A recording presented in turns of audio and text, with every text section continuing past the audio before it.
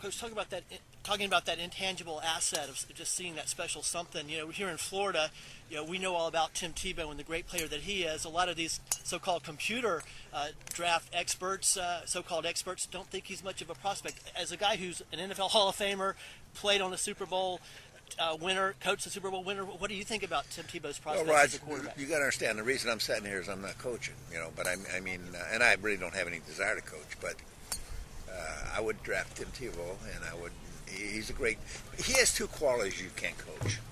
He has character and leadership. Now, you can talk about all the other stuff all you want to. You talk about throwing motion, Now you're looking for excuses negatively. I don't look at that. Is the glass is either half full or half empty. I think in his case, I think it's about almost all full. And I think if there is negatives, there's nothing that you can't work out with him. But I don't see any negatives. I really don't. I don't see what they see when they talk about Sam Bradford. I don't see what they see when they talk about Clausen.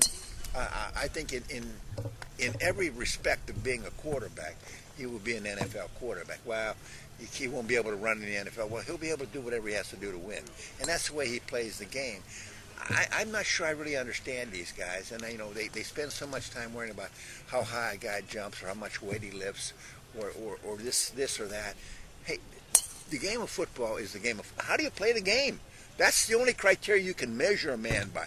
How do you play the game? Well, he's not fast enough. Well, he's fast enough that nobody can catch him. And Walter Payton wasn't fast enough either, but nobody caught him. Come on, wake up. I mean, I get so disturbed at these people who say, well, he can and he can't do this. Well, he can do anything he wants to do because, first of all, he's got discipline and he'll force himself and drive himself to be the best he can be.